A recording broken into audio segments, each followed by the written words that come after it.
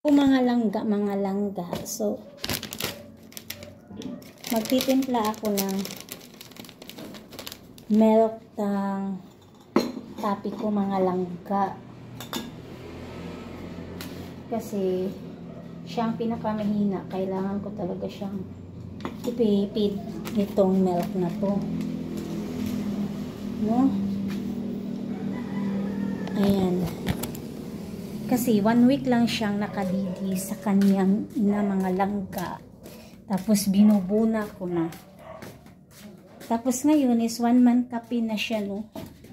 Malaki na yung ano ko, yung papi ko. Kasama ko yun magbiyahe ng malayo langga, yung mga 6 hours na biyahe, kasama ko yun. Lumalaban talaga siya Hindi siya pwede iwan noon langga. Yung magpabiyahe kami ng prutas, magkokompra kami ng mga prutas sa CDO. Hindi pwede siya dito iiwanan kasi walang magpadidi sa kanya. So, kailangan ko siyang dalhin. 3 weeks from sa pinanganganak yung papi ko is 3 weeks is binabiyahe ko na siya patungong CDO is 6 hours yun. Lumalaban talaga siya lumalaban talaga yung aso ko. Tapos hindi na siya nakadidi ng kanyang mama kasi kailangan pag i-guide. So yung paraan ko is bumili ako ng milk ng Bona. Ayan, malaki na siya po. Ito yung kapatid niya langga, Ito yung kapatid niya. To. Tapos, siya to. Ganun. Tapos, lumalaki na siya. 1 month kapin magdadalawang bulan na to Malapit nang magdadalawang bulan.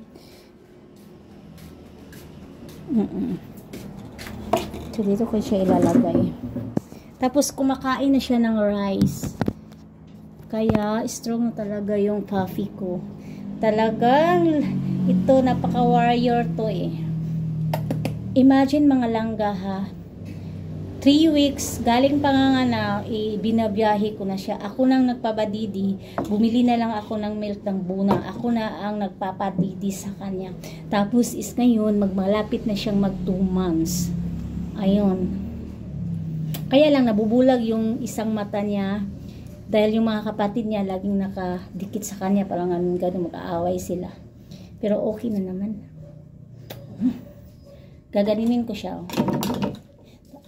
Ano ko muna. Shake ko muna yung milk na. Pag ganito, pag lunch is i-milk ko siya. Kapag morning is i-ano ko siya.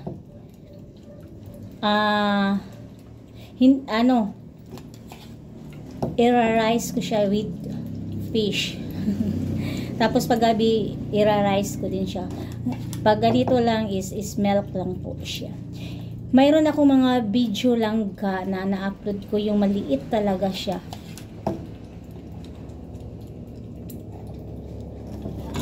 Nandito siya madali siyang mabusog langga. Ayaw na niya. Ayaw na talaga niya Ayan siya.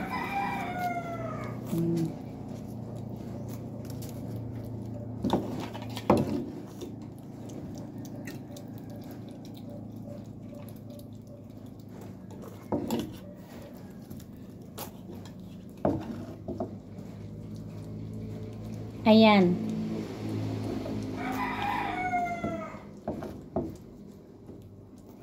Ayaw na talaga niya. Busog, madali siyang mabusog basta milk.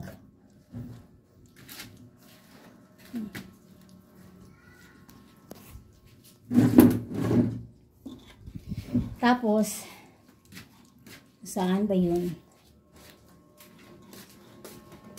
Yung mga kapatid niya, i-milk ko na lang din kasi naaawa ako Kasi yung mga ina nila is kulang talaga ng milk mga langga. Kaya ganun langga.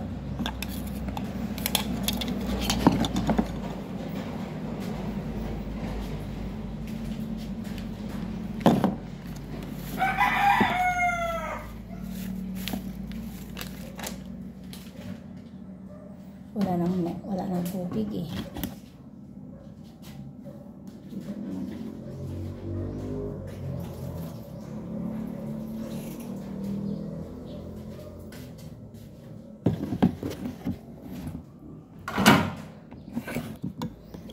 Ayan mga langga. Ginaganon-ganon ko na lang langga. Tapos tatawagin ko na lang sila. Kasi kawawa naman, no? Pero yung mga kapatid na dumididi talaga yan. Koy, ali, come here na, koy. Come here, mama. Hali kayo. Nasaan ba yun? Tatlo lang talaga to. Diba tatlo? Dalawa lang pala to eh. Come here. Come here. Oh, yan.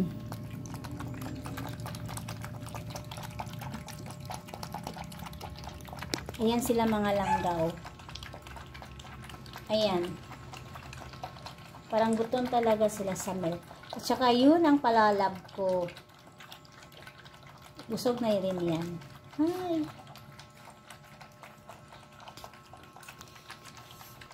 Minimel ko na lang sila ngayon kasi naaawa ako na.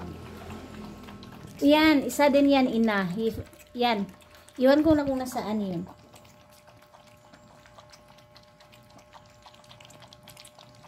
Ayan mga langga. Ganun ang ano ko. Yung parang yung bahay ko.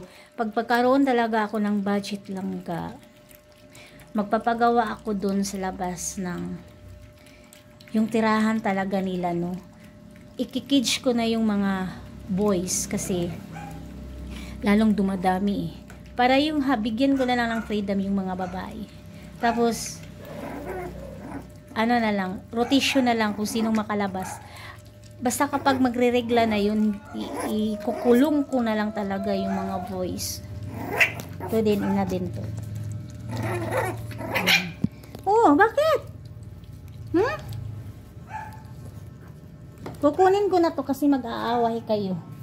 So, ganun ang ganap ko din nandito ako sa bahay na hindi talaga ako makapaghinga langga. Kasi dami, doon pa sa labas. Tapos, i-continue ko pa to, no, mamaya na lang, no. So, magwawalis muna ako sa labas mga langga kasi tapos na ako.